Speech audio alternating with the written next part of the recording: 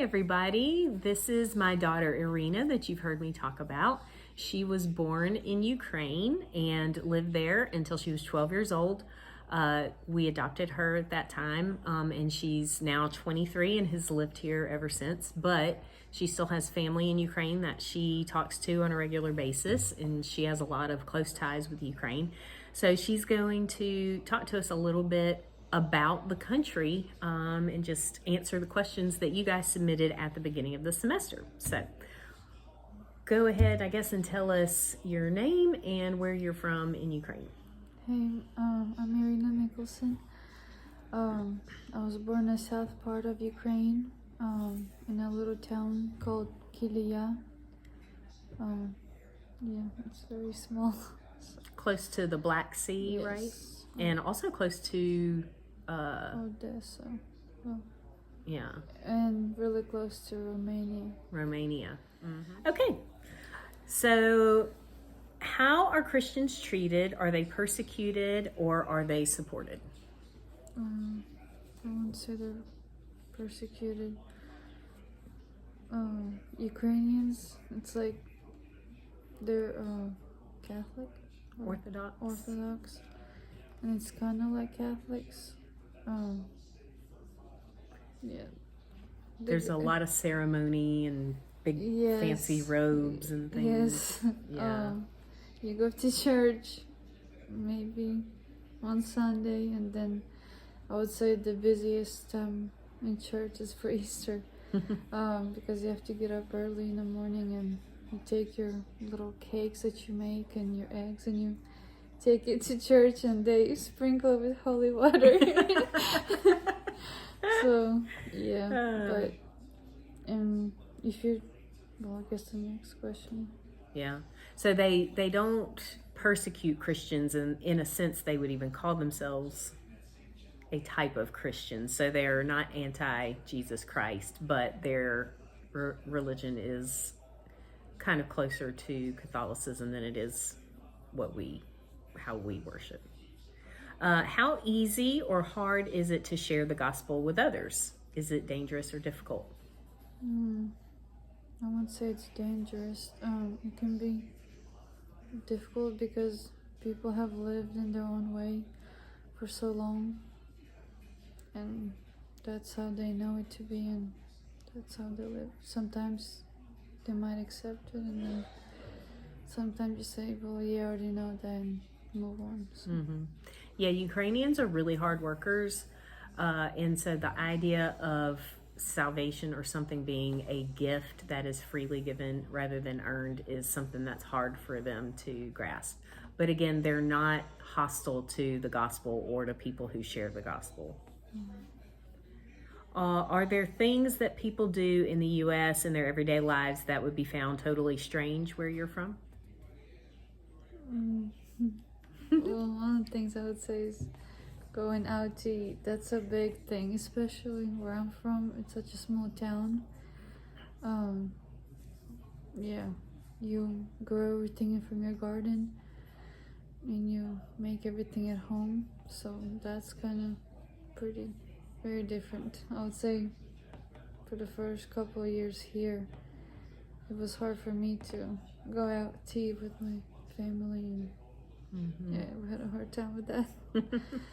But and I mean, people have cars, but I would say like in bigger cities they use cars more than in little towns or villages.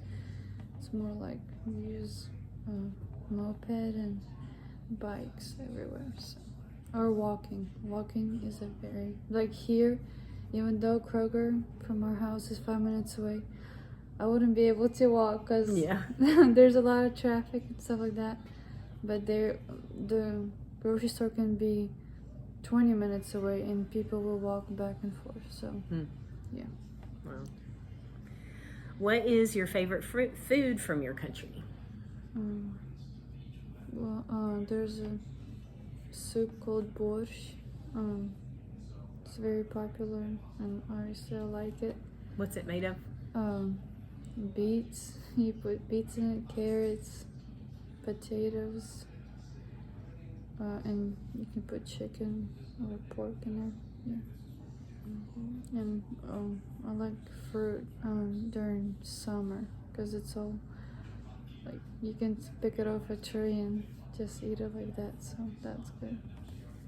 Some of the neatest things about Ukraine is that they are known to have really good, rich soil. So the fruits and vegetables that are grown there are very flavorful and really good. Yes. Okay, what kind of animals are unique to where you live? Hedgehogs. Yeah, we see them like on the road or I don't know. So hedgehogs Not, randomly in the wild there. yeah. Can you imagine? I think they sell at a premium here. And I would say foxes too because they also steal chickens. If you have chickens in the back of, they can come and kill them. Ooh. Yeah, I would say foxes too. Another observation when we were there is that dogs, there are random dogs that just wander around. They don't belong to anybody. They're just kind of hanging out, chilling, kind of like a squirrel. You know, Yeah. they're just there. Okay, what is it like to date, court, or to be engaged or married?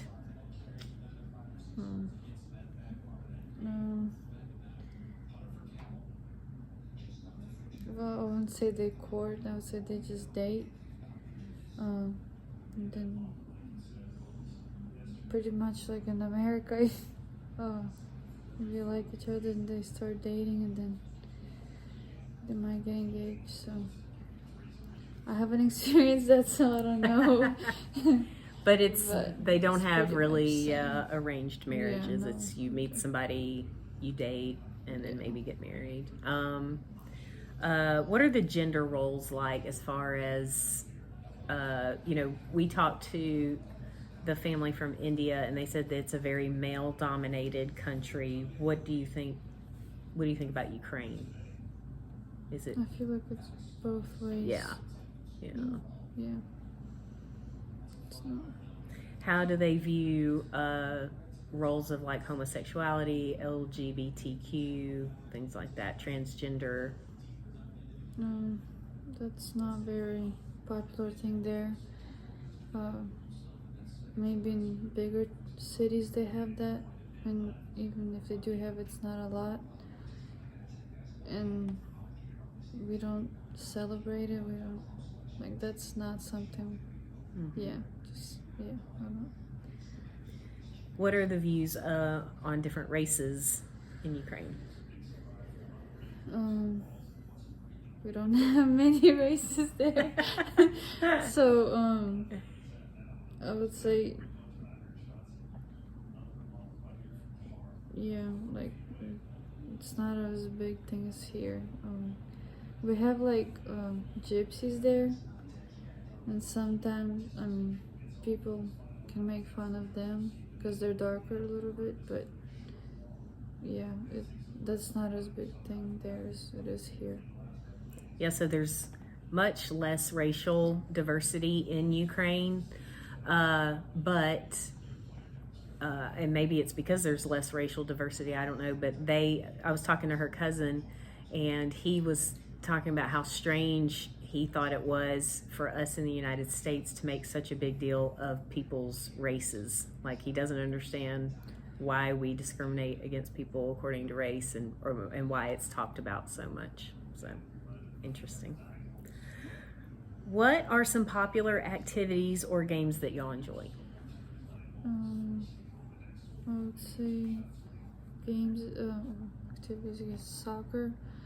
That's a big thing. Oh, and also wrestling is pretty big. Oh. And boxing, I would say, because we have some pretty well famous boxers that have been. Yeah. Mm-hmm. Anyway, those things, and then New Year's is pretty big there. Well, it used to be.